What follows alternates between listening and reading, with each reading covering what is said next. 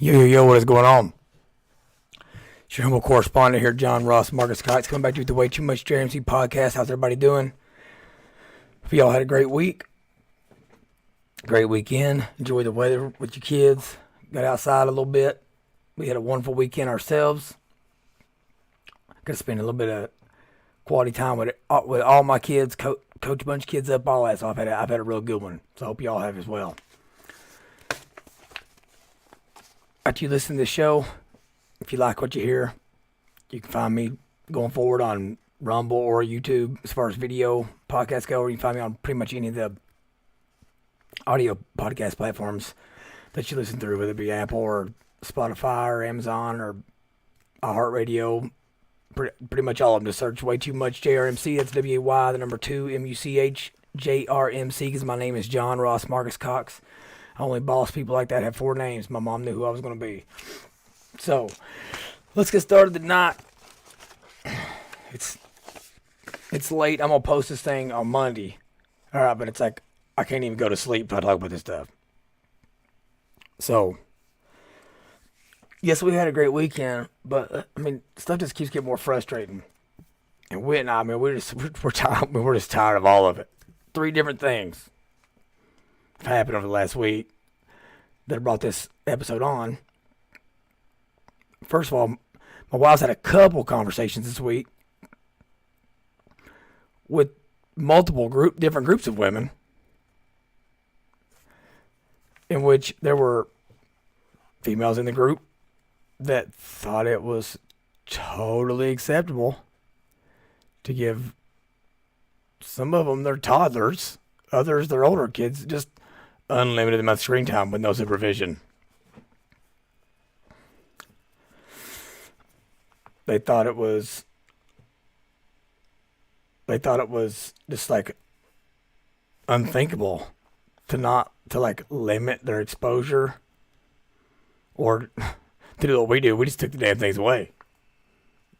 Our kids' iPads sitting over here, and they had them in a month, and they would never get them back. When that Mr. Beast stuff came out, where his sidekick was all trained stuff, I was like, it's done. We're done. If we're up in the living room, something, and there's something specific they're wanting to learn about. My son, he's been crazy on this on these Rubik's Cube deals, and he wanted to learn how to do it. And they got these other things called pyraminxes and all kinds of stupid stuff. But he wanted to learn how to do it. I was like, okay, search up your Rubik's Cube deal. I thought you were just supposed to try to learn it on your own, prove you're a genius, but I guess anyhow, it would have never got solved probably. He's got his daddy's genes in him. So we'd let him watch that. Or we watch nature things together or something. But never little 7-9 inch screens from their facing. Never again. It'll never happen. They thought that was crazy. And in both scenarios, the rebuttal was, well, they will just rebel in their older age, or as they get older.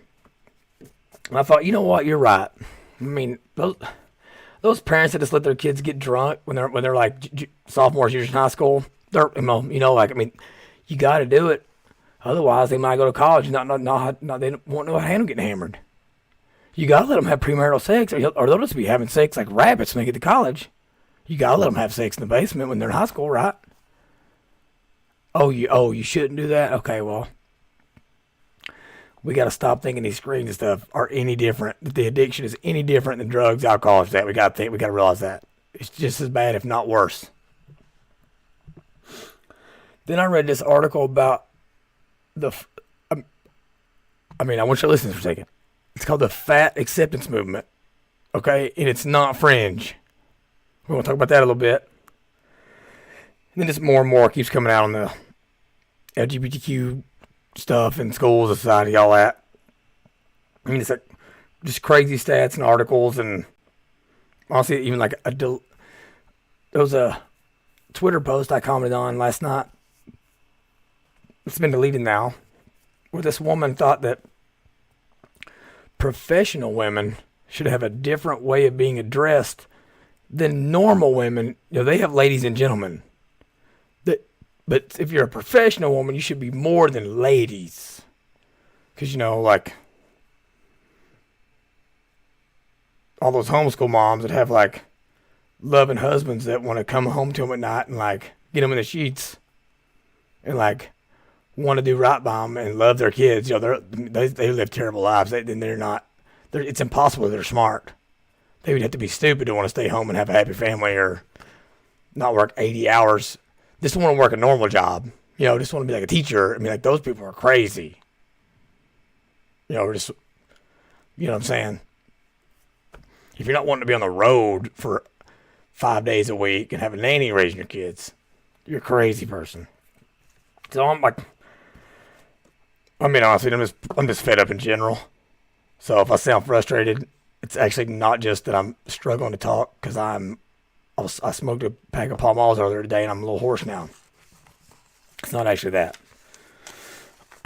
So if you notice the title, we're going to talk first about I mean, I've been trying to place what's been going on in our society, our culture, for like the last year and a half, and I was like, I'm an idiot, so I didn't know the formal term. When you're in like middle school and stuff, and you learn something like math or English class or something, and be like, oh, so that's what that's called, and you're like, so wait, these people are just famous because they didn't figure out anything new. They just decided, since no one else had named it, they were going to name it and make it like a theory or something, right?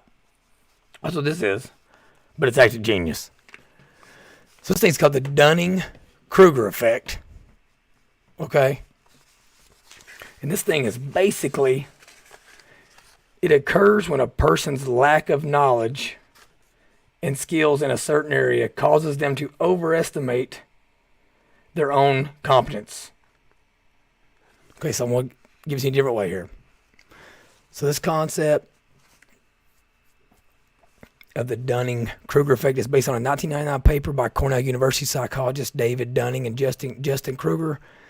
The pair tested participants on their logic, grammar, and sense of humor and found that those who performed in the bottom quartile rated their skills far above average. For example, those in the 12th percentile self-rated their expertise to be on average in the 62nd percentile. The researchers attributed the trend to a problem of metacognition, the ability to analyze one's own thoughts or performance. Those with limited knowledge in a domain suffer a dual burden. Not only do they reach mistaken conclusions and make regrettable errors, like regrettable maybe by encouraging kids to chop their junk off, but their incompetence robs them of the ability to realize it. What causes this Dunning-Kruger effect, you might ask? Confidence is so highly prized. I'm going to let y'all see this over here. So highly prized that many people would rather pretend to be smart or skilled than risk looking inadequate and losing face. Even smart people can be affected by the Dunning-Kruger effect because having intelligence isn't the same thing as learning and developing a specific skill. Many individuals mistakenly believe that their experience and skills in one particular area are transferable to another. And the basic definition they gave on this site, Psychology Today, was the Dunning-Kruger effect is a cognitive bias in which people wrongly overestimate their knowledge or ability in a specific area. This tends to occur because a lack of self-awareness prevents them from actually assessing their own skills. Consequently enough, on the flip side of that, this Dunning-Kruger effect can also cause those who excel in a given area to think the task is easy for everyone and thus fail to realize their own abilities. Well, people, listen, we've just hit the jackpot on this thing. I just figured out I did it. Okay? I'm not failing to realize that I'm not that smart. I actually am, right? No, wait. I think I'm succumbing to this. But this is the problem. We're allowing everyone that is suffering from the Dunning-Kruger effect. What I'll say in the South, we probably, if we were to name it, we'd call it like the bless your little heart effect. All those times whenever you come in from college or whatever, and you say like you try to act smart, and your mama would say, "Oh, bless your little heart," because they knew like you. It's so sweet. You think you're smart, but you don't know anything about life yet. We're allowing all those people to control everything instead of saying, "Sit down and shut up," because you don't know what you're talking about.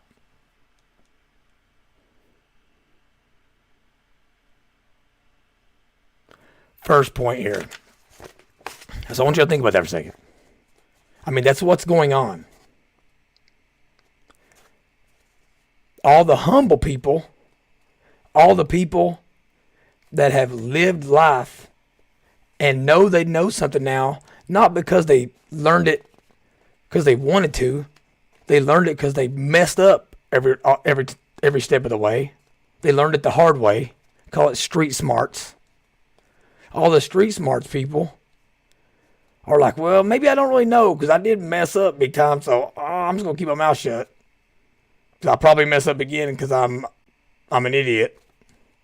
All those people that we should want our children like learning from and emulating because they have a sense of humility.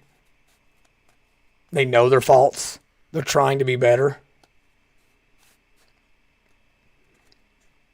Instead of those people stepping up, all the idiots in the room,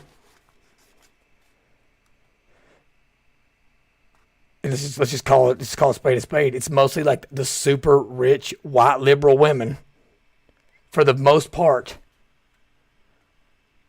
All the men that are agreeing with them, they're just trying to sleep with them.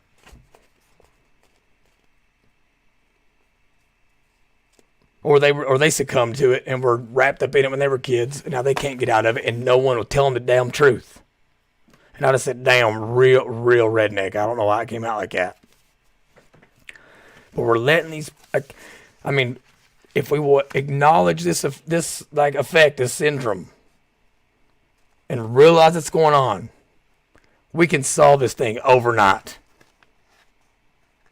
There's an old adage that says like, if you're young and you're not a liberal, you have no heart. If you are older and not a conservative, you don't have a brain. We are letting a generation of people that it was fine when they were young because they were idealistic. They only had themselves to worry about. Reality hadn't punched them in the face yet. But they kept growing up and being coddled, and they've never had to face the music.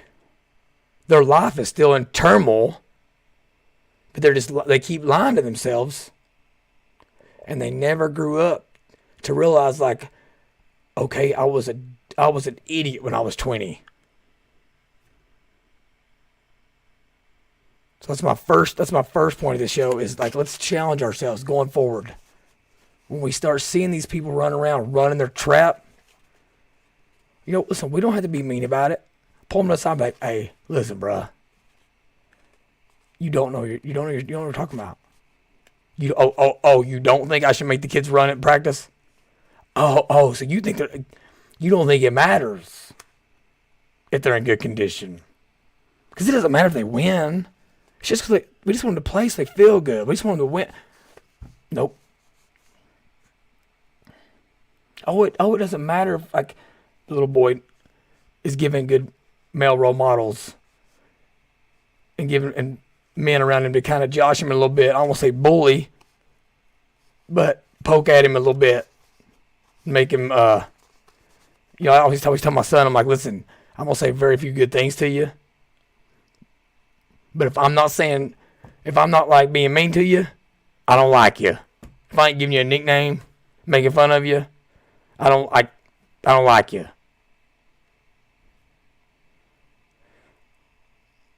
That makes them feel bad now? No, it doesn't. You don't know what you're talking about. Little boys need that. They need a loving person around them to almost set them up, prepare them for the fact that, hey, I love you. And I'm just saying, like, hey, I ain't giving you no credit. I'm going to try to beat you. And then tuck them in at night and say, hey, but listen, you're still under the safety of your own home. All right, like, if we don't give them that along the way, then they're really not going to know how to handle it. And that's when they're going to go off the deep end. So, brings us to our first story. It's from the Daily Wire, Amanda Harding. It's a news and analysis article. Says fat acceptance activists insist childhood obesity isn't a problem. After all, that's just white supremacy. Who'd have thunk it?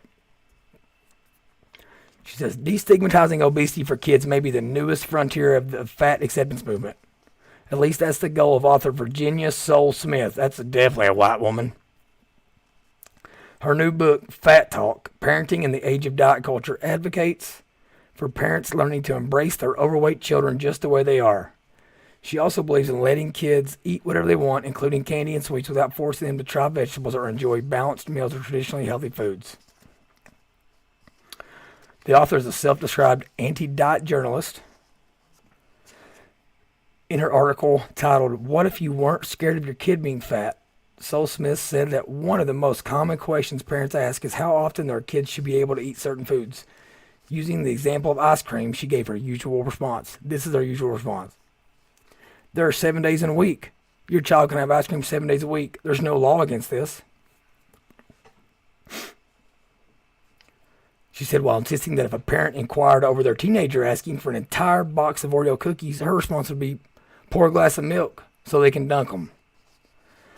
41-year-old mother of two makes the argument that limiting certain foods just makes them more appealing to kids. Her approach assumes that children learn self-control by not having any rules at all, thereby making sugary treats less exciting. Here's that whole thing again. If I don't let them have screens now, they're just going to rebel.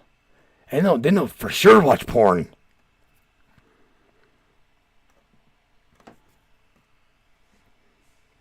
We gotta let them eat the Oreos now. The Teddy Grahams. We gotta let them eat them. Otherwise, once they get out of the house, they're just gonna start stuffing their face and they'll be super. Instead of being like pretty fat, they'll be super fat. We don't want that.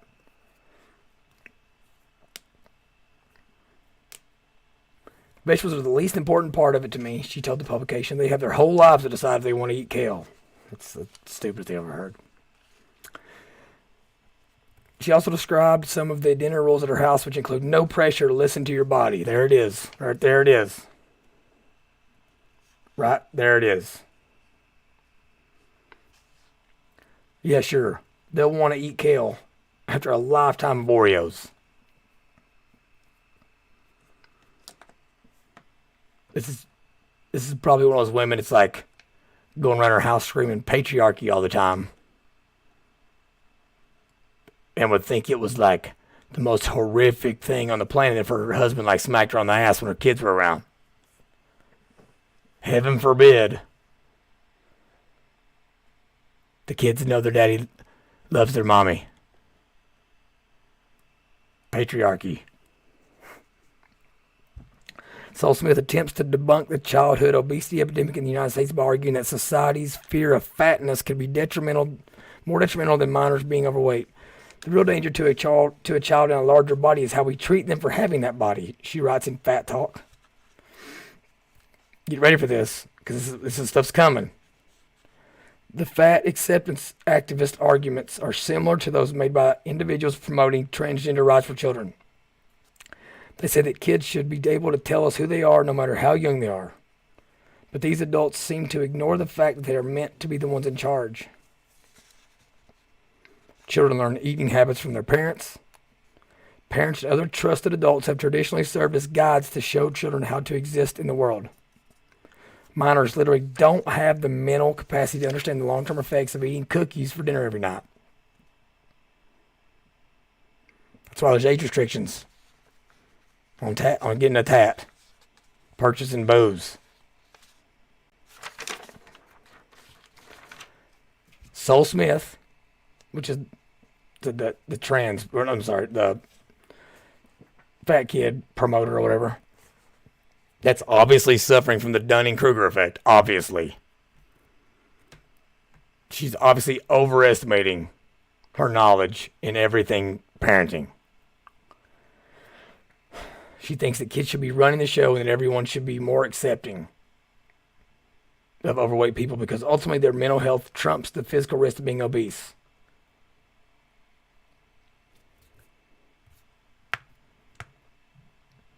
Maybe that's just where we draw the line in the sand. Maybe we literally draw a line down America and say, if you're okay, I'm not saying if you're fat, you're on one side of the line, and if you're not, you're on the other. I'm saying if you think it's literally a good thing that kids are fat, go to that line, go to that side of the line. If you want to promote healthy lifestyles, and if your child ends up having some kind of a health condition that makes it super hard for them not to like be at what would be considered an ideal weight, then you go to the other side of it. Because there are going to be kids that just have some kind of diabetes or something like that. But again, like we can't even have compassion for those kids because there's so many kids that are just fat because they're fat. And not because of some kind of health condition. It's impossible to know. And mind you, that's what's happening with the LGBTQ whatever movement right now as well. That 3% of the population, and that's been a consistent surveyed number over the last several decades, that's gay.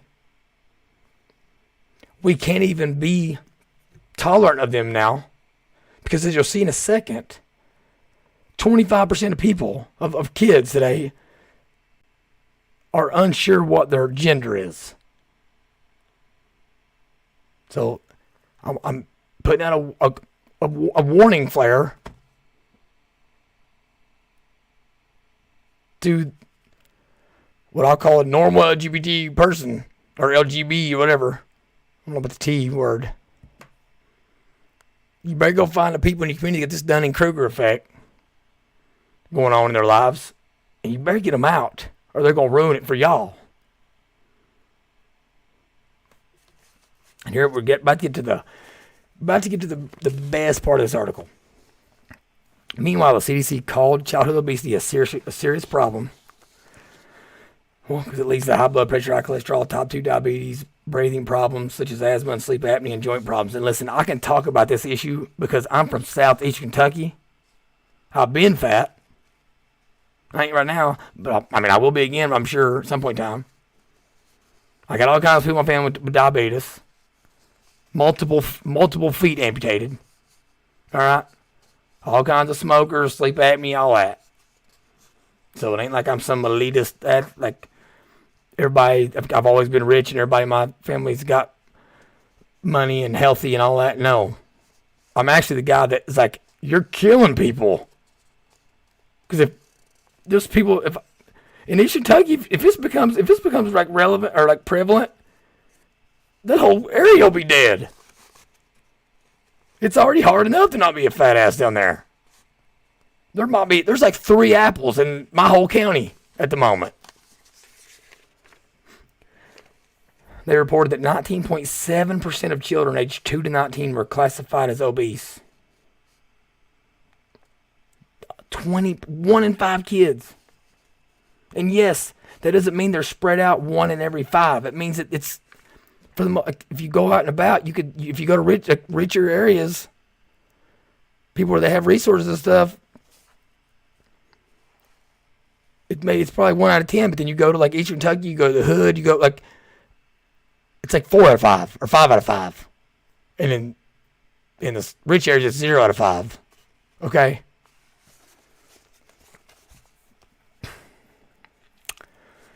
Sol Smith went on NPR's Fresh Air podcast to promote her new book. She said that the pursuit of weight loss is rooted in, I'm going to give you 1 second to think in your head. You're right. White supremacy. The thin ideal is definitely a white ideal. When we trace the history of modern diet culture, we realize we really trace it back in the United States to the end of slavery. First of all, if this is true, it's dumb. Because if anything, white people should be like all behind being fat. Especially dudes. I can tell you right now, I can count on, if I had no hands, I could count on those no hands how many white dudes I know with just like a natural six pack. It'd take me all night to name off all the black dudes I know. That just ripped out of their mind, wake up out the bed, wash their clothes on their abs. No white dudes like that. She says, obviously white supremacy is trying to maintain the power structure, so celebrating a thin white body as the ideal body is a way to other and demonize black and brown bodies, bigger bodies, anyone who doesn't fit into that norm. So this is really about maintaining systems of white supremacy. If you can understand that, actually, by continuing to pursue thinness, you are on some level maintaining your complicity with white supremacy and patriarchy, she continued.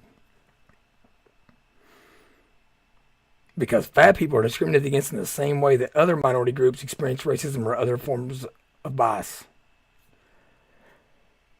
I'm going to ask all y'all a question.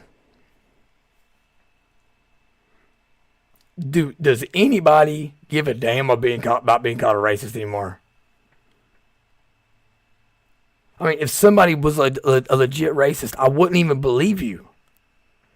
Because you're telling me I'm a racist because I don't want little kids to be fat. And because I think my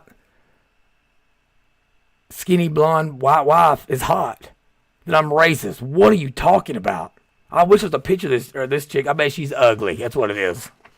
You know me, almost always trace it back to that. I've already done an episode on that before. That liberal Democrat women they don't tend to be the ones you want to like look up their video podcast and listen to it that way. You want to watch, if you're gonna listen, you want to listen on you want to listen to it on Apple. Just do it that way. Maybe even find them like AM radio or something.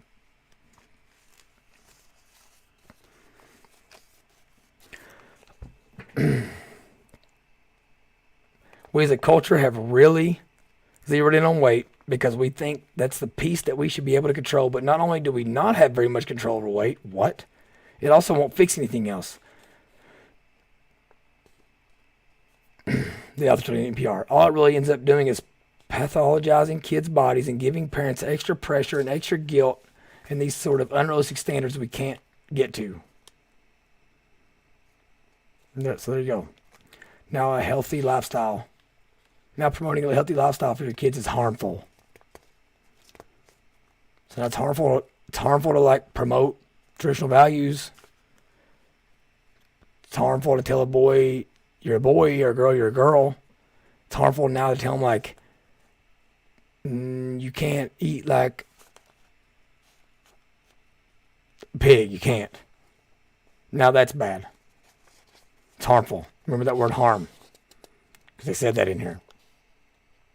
And it goes on to tell you about how this author experienced a traumatic event with her daughter, like with one of her young daughters, getting sick and having to go on a feeding tube and stuff. And like, there you go. There it is.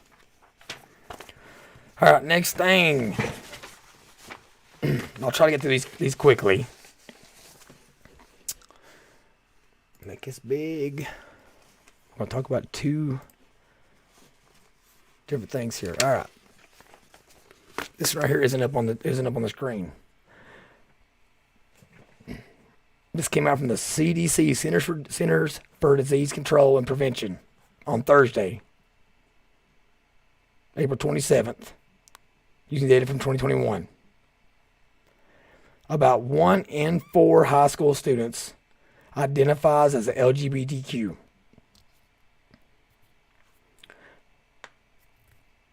In 2021, 75.5% of high school students identified as heterosexual. The CDC's Youth Risk Behavior Surveillance Systems found. Among high school students, 12.2% identified as bi, 5.2% as questioning, 3.9% as other, 2.2% as gay or lesbian, and 1.8% said they didn't understand the question.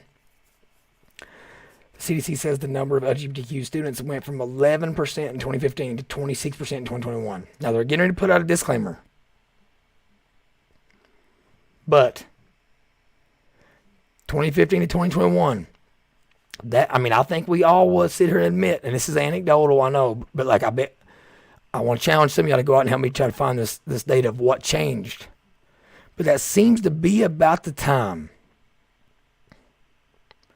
when things changed in our educational system and they started really hammering this stuff home. And we're getting ready to talk about the slide that you can see right now. That also supports that. That comes from Statista.com. They thought this is increases in the percentage of LGBTQ plus students in 2021 might be a result of changes in question wording to include students identifying as questioning. I am not sure about my sexual identity, or other. I describe my sexual identity in some other way, the report reads. But here's the thing. If anybody's answering the questions that way because they put those options in there, none of my kids would answer that way. They wouldn't even, they would be like, what in the hell? They would be thinking, what in the hell is this even talking about? What? Because they've never even heard it. So the fact, it's like they're putting that disclaimer in there because the CDC knows this is crazy. It's crazy that 25% of people, of little kids, of like, we're going to see here is like Gen Z or whatever, I guess Gen Z people, 1 in 4 are saying that they're gay. Anybody with any kind of like educational background would know that would be totally unsustainable. The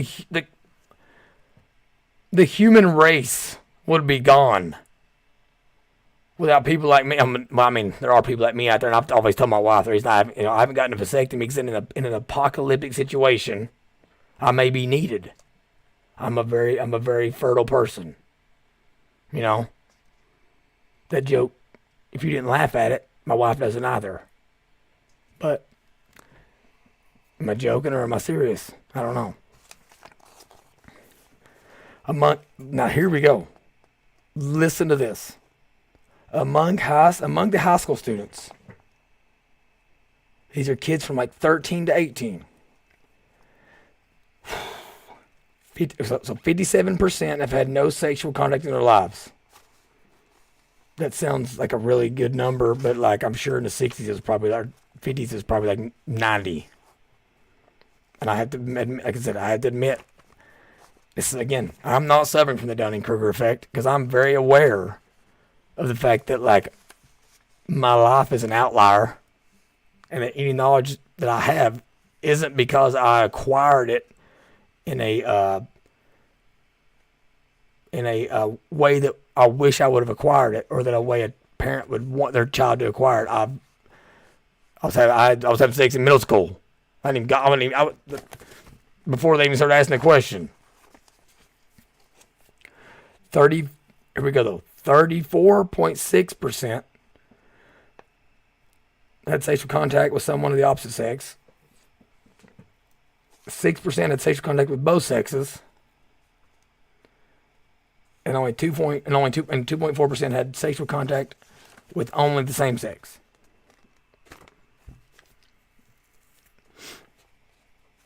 So it's like, I don't even know what to make of that. So it's like 2.4% have only had sex with the same sex, which makes them gay, right? But 25% are considering themselves LGBTQ. I don't even know what that means. It basically means that now there's more people that ain't gay than are gay that say they're gay. So it's not conservatives at me that are erasing gay people. It's people that are making a mockery of what being gay is. I mean, you literally could have a straight person, a boy having sex with a girl saying they're LGBT. Tell me how that's a sustainable model.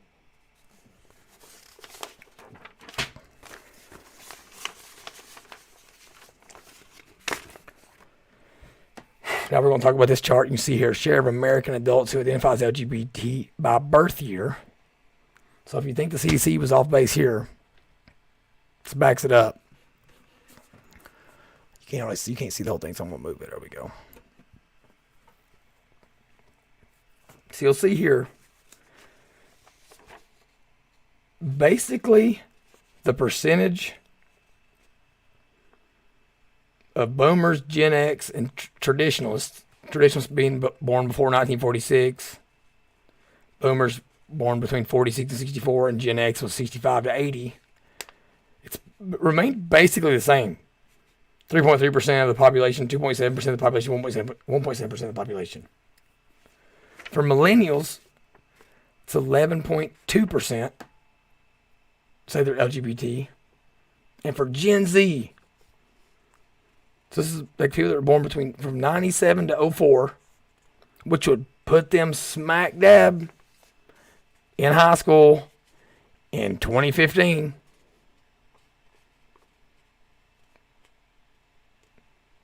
Smack dab.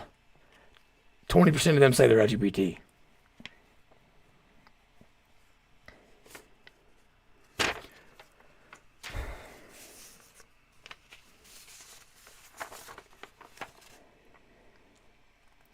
Now you may ask,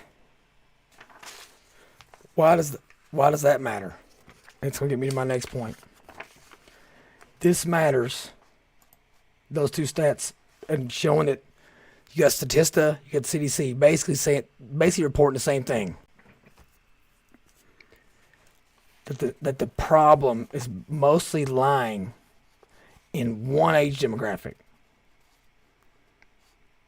that began to graduate high school right around 2015, 2016. What could have changed? I know what it was. We just had a whole slew of people forever that had something dangling between their legs but they really were women and they just didn't know it. That's all it was. Man, it was just women that had wieners for this whole time, and we just didn't know it. Who'd have thunk it? That's not what that's. If you heard that and you agreed with it, please just. I don't even want you as a listener, because I'm not in this for the money. So just exit out. Put me on your ban list. It's because this nonsense, the primary delivery system for it is the public education system. The left has thoroughly ingrained it in society that teachers are heroes and heroines, or whatever you want to say, to never be questioned. And my mom's a teacher, okay? Like, I know this is true because it's like, heaven forbid, somebody tries to be a teacher back in the day. Lord, my Aunt Dorothy, Lord have mercy. I'd never gotten none of her cake brownies. I didn't even like them things anyway. Lord, she'd overcook her brownies. It was basically cake. But I think teacher women, I think brownies that aren't brownies, that are actually cake and that aren't any good. Because of my Aunt Dorothy. Oh, Lord love her. She's in heaven today and she's a saint. But she definitely bought into that.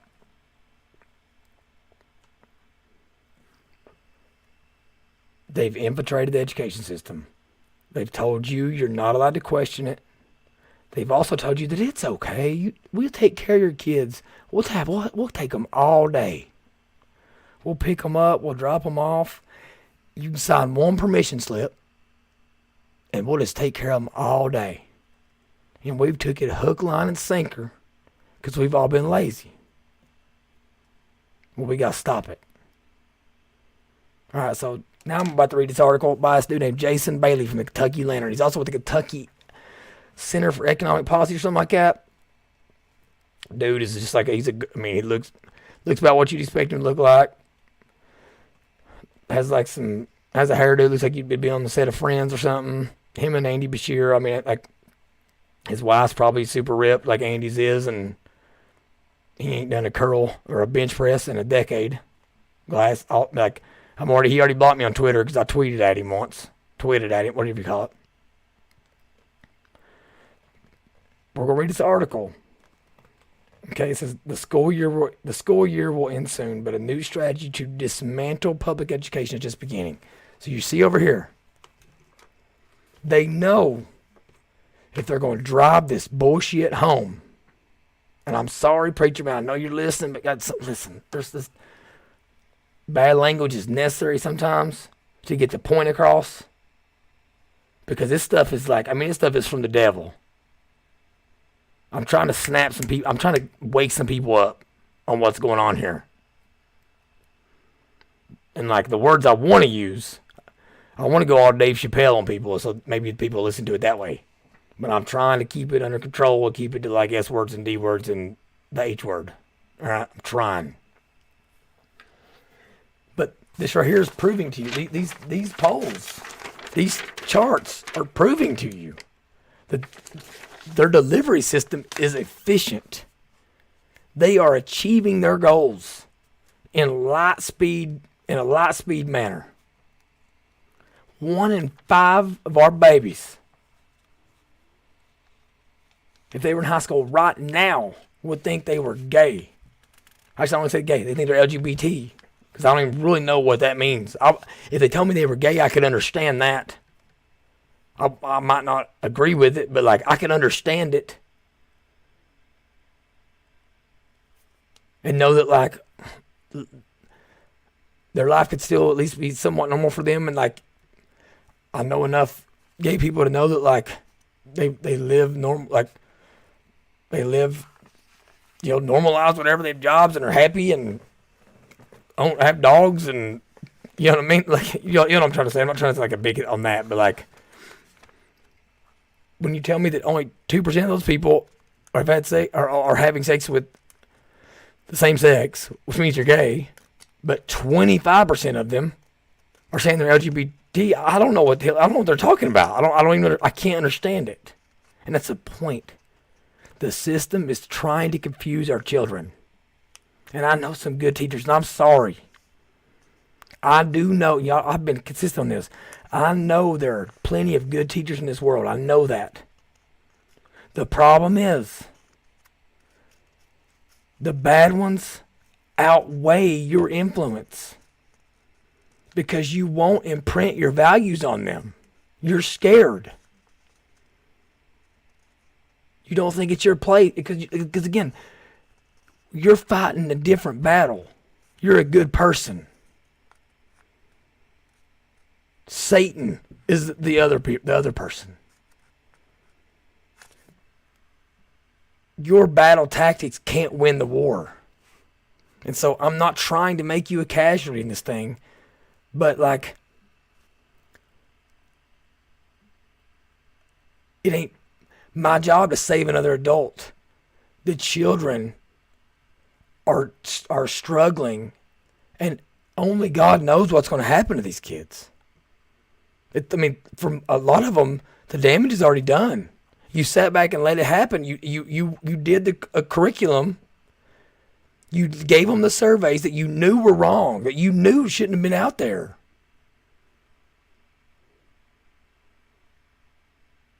While you went to church, and you went to church on Sunday. Now, again, I'm not saying that you're a terrible person. I do bad. I've not been a perfect person. Lord, everybody knows that.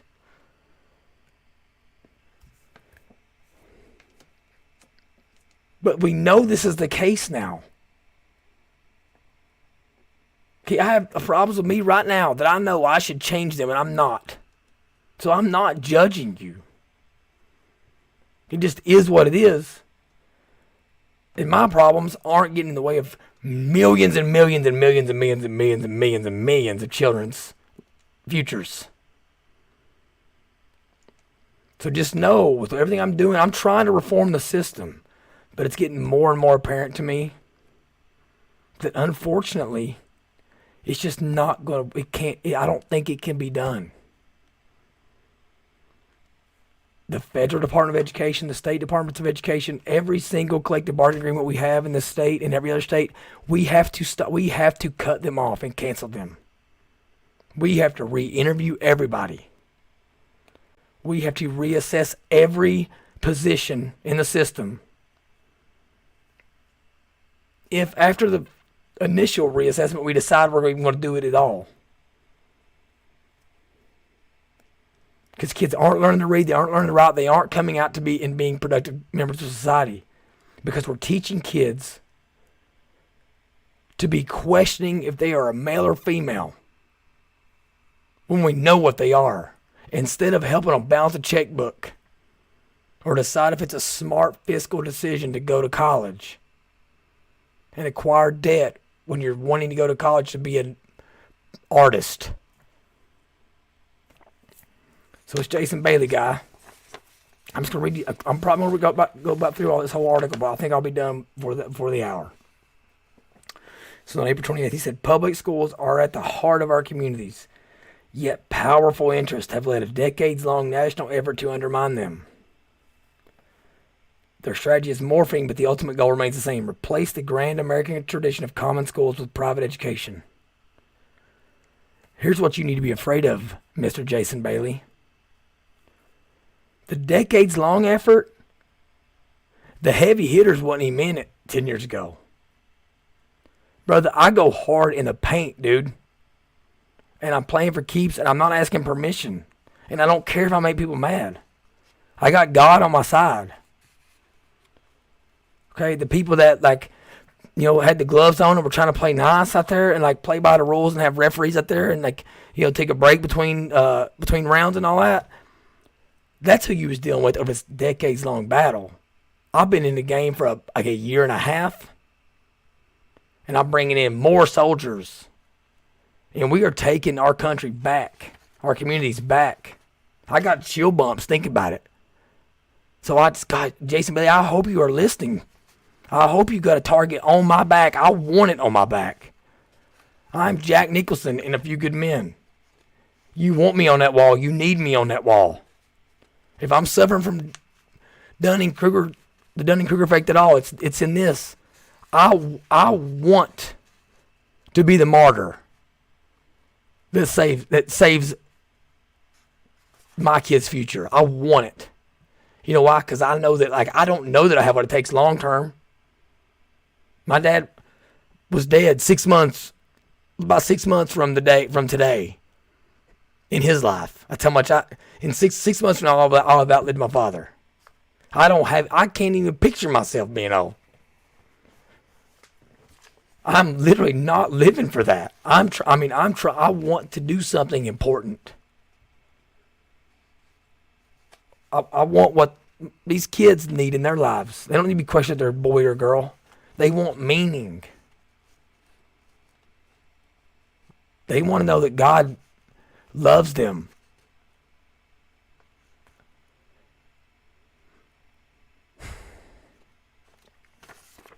So yeah, their strategy's morphing because we're making them morph it. It says the corporate lobbyists and free market ideologues working to dismantle public education have many motivations. And see, he still don't even get it.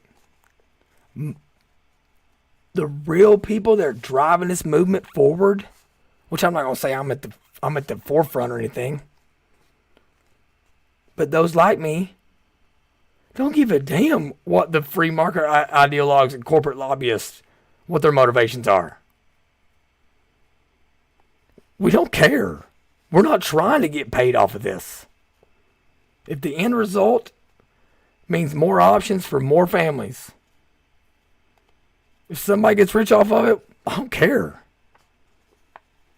I just don't want somebody getting rich is better than somebody saying, well, I'm willing to be poor if I can indoctrinate kids and make them all make all the boys think they're girls. Okay? I don't care.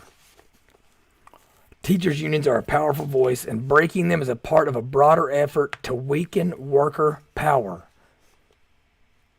If workers are intentionally or unintentionally ruining the future prospects of children, I'll weaken their power all day long. I mean, you don't understand what's at stake and what's at play here. You think you're smarter than you are. You have no idea. You probably don't even have kids, bruh. You probably don't.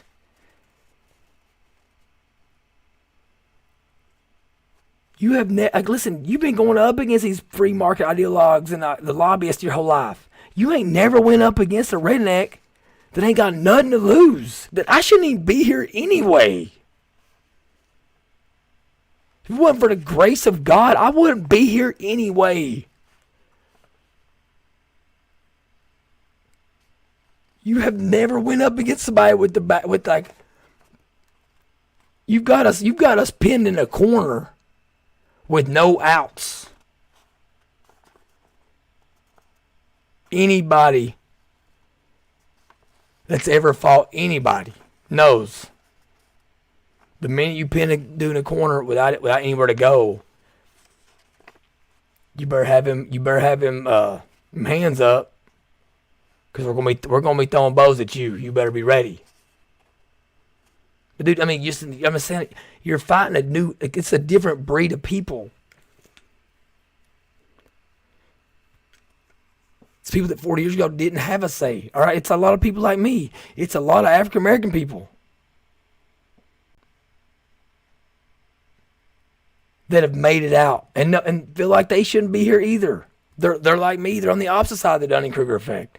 I'm so aware of how stupid I am that I can't even admit it when I do have knowledge of something.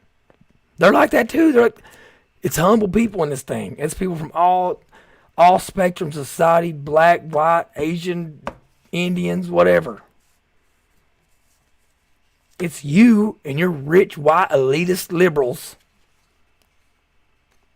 ruining everybody else. And we're through with it, with the sissy nature of it. We're tired of it. Public schools are the biggest item in state budgets. At least you're admitting that. So defunding them makes room for tax cuts that benefit the wealthy corporations. And there's money to be made for profit privatizers offering computer-based schools staffed with low-wage proctors rather than well-trained, equitably paid teachers. You literally just explained what schools were like for like 2 years. What are you talking about? You're an idiot. I can't even believe I'm reading your article right now because you're so stupid. Like I said, it's like I don't know here.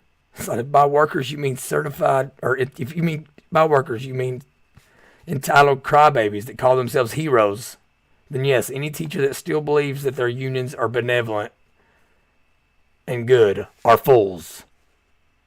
And yes, I'm trying to weaken them. Yes, explicitly, I'm trying to weaken them. That's probably a good way of putting it. I'm not trying to weaken the others, and I believe that the ones that aren't like that will actually rise. For these proponents, moving away from public schools is also about narrowing the purpose of education to that of creating a compliant workforce. Without strong public schools, we have a weaker democracy with fewer knowledgeable and engaged citizens that can question authority. And a workforce-only focus could even funnel kids more quickly into low-wage jobs, a corporate goal revealed by recent policy changes that are rolling back child labor laws in 11 states. I want to analyze this. Moving away from public schools is also about narrowing the purpose of education. He's saying right there, the purpose of our public education systems right now is so broad and so general that no one's even coming out of it competent. Children aren't even coming out of it competent. He's like, oh, my kid is. Anecdotally, whatever. Your one kid cannot save society.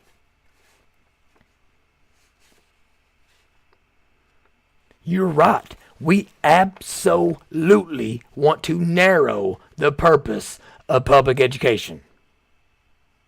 That's an emphatic fact. That I'm glad you know we want to do that. We want them to be able to read at an extremely high level. Write. We want them to understand the scientific process. We want them to understand the thing called technology that's in front of their face all the time. We don't want them here being asked what their pronouns are on the first day of school every day or every year. So yes, sir, we do want to narrow the purpose of education.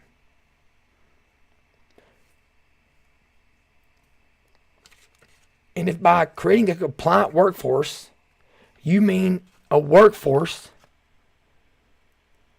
that can determine their own path forward in a way to where like it doesn't have to be straight conflict with their employers all the time because they're choosing to work there. Right now, nobody's choosing to work anywhere because they don't have any skills.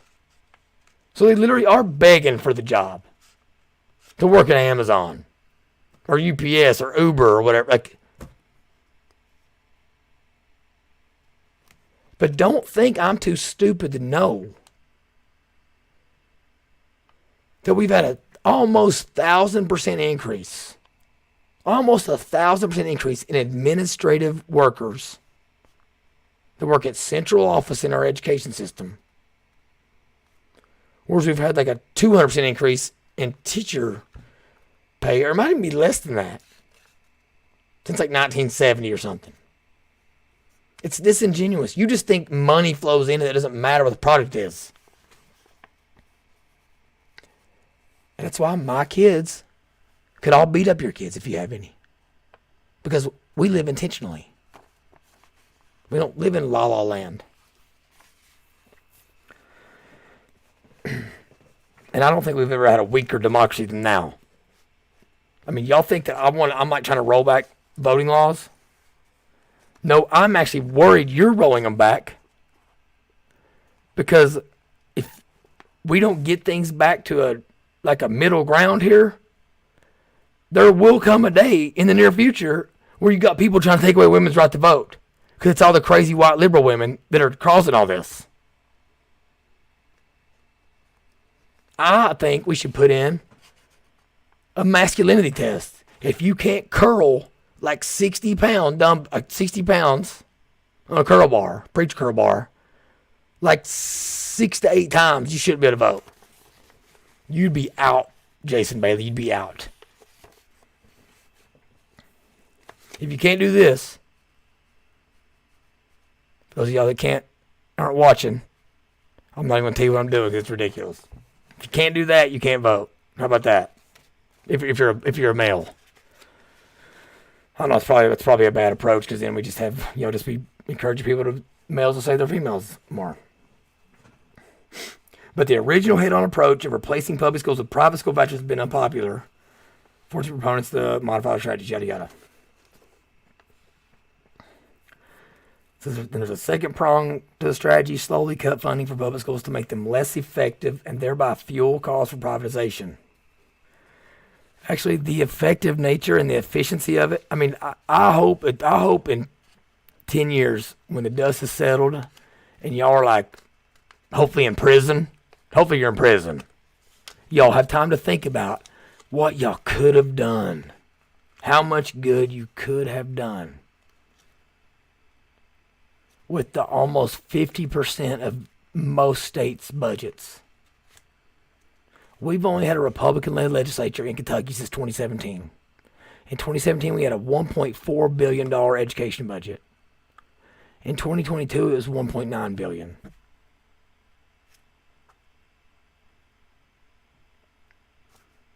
All in that same time frame. 25% of kids have been going to these schools every day and now they don't think they're gay. Because only 2% of them are having sex with same-sex sex. Alright? Which is what gay is. But 25% are saying they're something.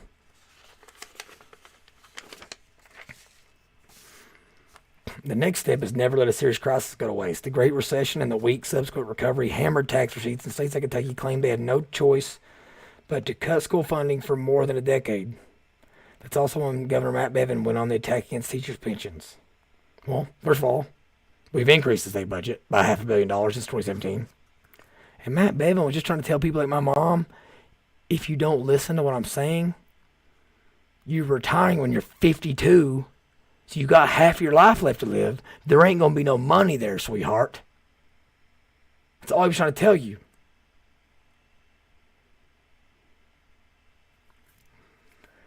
However, the COVID-19 crisis is allowing the process to restart. Congress passed strong economic stimulus legislation that helped the economy soar while the pandemic hampered supply chains, spurring inflation.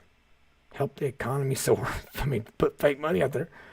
Those factors created large but temporary budget surpluses, which Kentucky is using not to reinvest in schools, but as an excuse to permanently and deeply cut the revenue source for nearly half the state budget, the individual income tax. I don't actually disagree with that statement, because I do think that the surplus we have that we think makes it okay to lower. It's like it's not going to keep continuing to come in. We're not going to get those COVID funds. Doesn't mean I disagree with like lowering taxes. It just means that like if we're thinking if our justification for lowering them is because we have this big surplus, that big surplus wasn't because of an increased tax receipts of people paying into the system. It's because of coronavirus. COVID also plays a role in a culture war in which fighting woke schools is the newest element of the anti-public education strategy. Frustration over school closures mutated into manufactured moral panics, ranging from alleged critical race theory in school curriculum to attacks on support for LGBTQ plus students.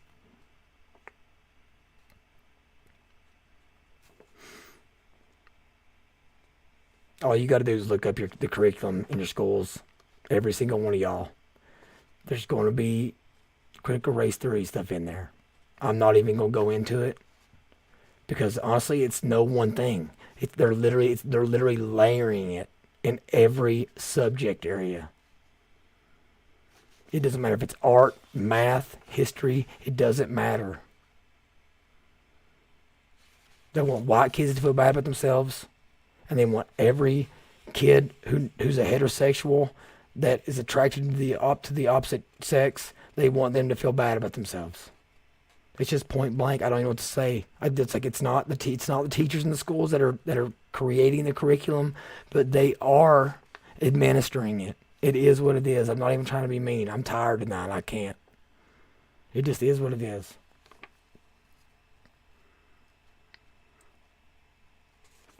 Which brings up the other flank of the Coalition for School Privatization.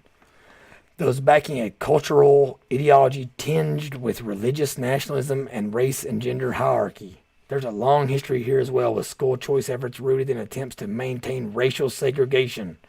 That part of the coalition has a somewhat energized base, though its mean-spirited positions are sparking an organized backlash. Whether the coalition of market and cultural fundamentalists is big enough to continue the move away from public schools is yet to be seen. This emerging debate is one of the toughest tests this Commonwealth has ever faced. The outcome depends on how many people understand the stakes and join the fight. And damn it, I understand the stakes. And you ain't ready for the smoke, Jason Bailey. You don't have the stamina. I will outread you. I will outwrite you. I will outfight you. Brain or brawn. Toe to toe. I'm in the trenches every day. Countering this crap. Coaching every sport under the freaking sun. Encouraging everybody at my church to start stepping up. Every man, be a man. Be a father to your children. Love your wife. Do right by her.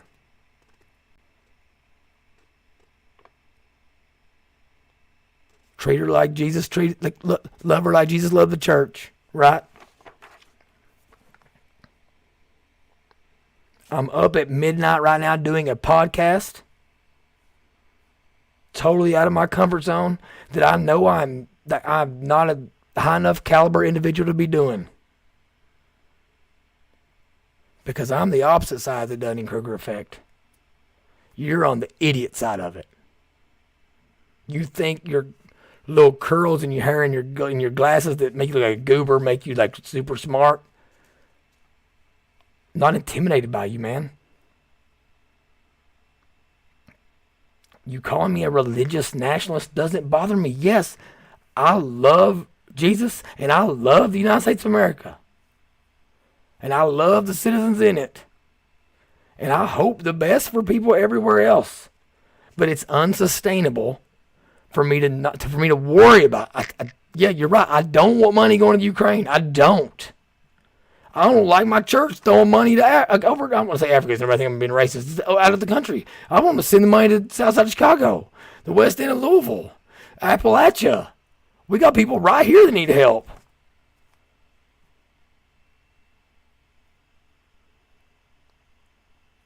Yes, I do want to promote traditional family values. I didn't have a dad. I grew up in poor Eastern Kentucky. My dad died of a drug overdose. I was having sex when I was 13 years old. How I'm not dead or in prison, I don't know. Yes, you are right. I want those things for my family. And I think that most people want those as well. Black people, Mexican people, white people, Asians. That's why people come here. They think we still what we were 40 years ago. You're the one trying to maintain racial segregation. I coach an integrated sports team. I love the football team my kids play on solely because they get to experience other races and get to go into areas of the city of Louisville they would never go to otherwise. I take my daughters to practice with me every night because I want them to be around other black young men.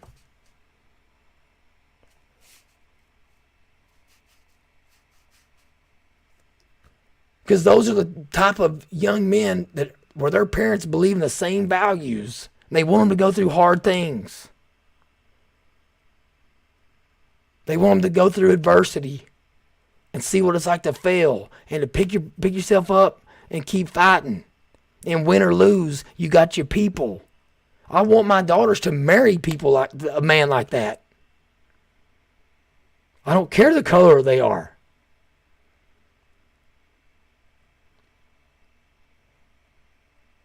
You're the one who want to segregate people because you encourage and you support public education systems that want to tell black people that white people don't like them. And it tells white people you're terrible because of past things that your race did and make it even harder for them to have communication with each other. Because what young people could have a conversation about that without feeling a certain type of way?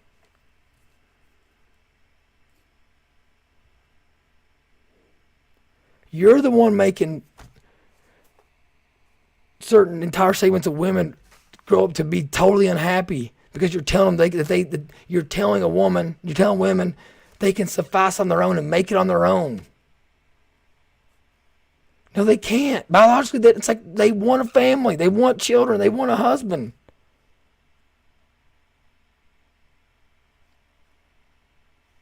Traditional values are good and we all benefit from them. So just please shut up.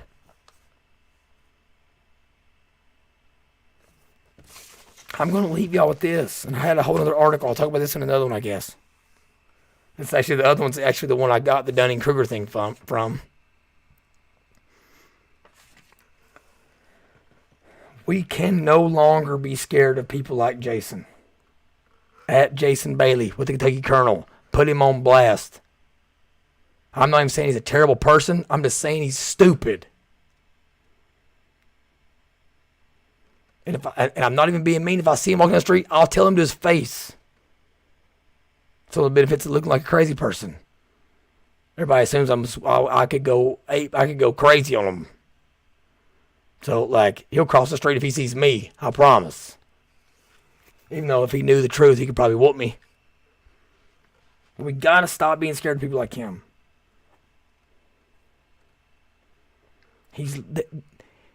He, like all of those in those, whatever you'll call them, they're like little kids throwing tantrums. It's time for the real adults in the room to come in, step over them while they're throwing their tantrum, and literally act like they're not even there. Until they pick themselves up and wipe the tears off their face and get a grip on themselves. And then when they do, it's time for us to say, put the Oreos up. You ain't fat yet, but I don't want you to be fat. So yes, you are going to earn that dessert, and you still might not get it. And yes, you're going to football practice, and you might not get any playing time. I don't know if you're any good or not. And if you are good, your team may not win any games. I don't know what everybody else is like. But by God, you are going. And yes, you're going to run those laps. And yes, when we get home, I'm going to do my other manly duties. And husbandly duties that I know I falter in sometimes, but like undoubtedly want to perform them. And I'm talking to my kids now here. I'm going to make your mother know that I love her and that I care about her and that we're a team and we're best friends. But I'm the dad and she's the mom. So yes, we got to stop worrying about the loudness of these people. They call you a racist. Throw the paper, just throw it out. It doesn't mean anything anymore because you're not. I'm not. You're a sexist. Whatever, dude. No, I'm not. Look at my wonderful family. My kids, my wonderful kids. My 3-year little boy will open the door for you. Yes, sir, and yes, ma'am, yeah. You're misogynist? No, I'm not. Racist? No, I'm not. You're something? No. And you're the bottom rung of everything, and no, we just, not you all, but that person that's saying that to us. So let's get rid of them. And let's do what we know needs to be done. Appreciate y'all listening. I ran a little long tonight.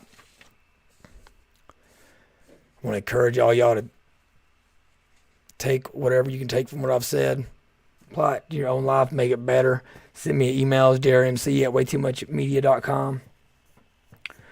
Text, DMs on Twitter, whatever. Share, like, comment on the show, negative, positive, I don't care. I'm not like Jason, and I'm not gonna block you.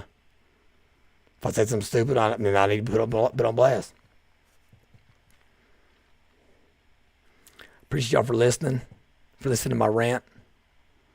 Hope it brought something to your day. Thanks for listening to Way Too Much MC. Till next time, we'll holler at ya.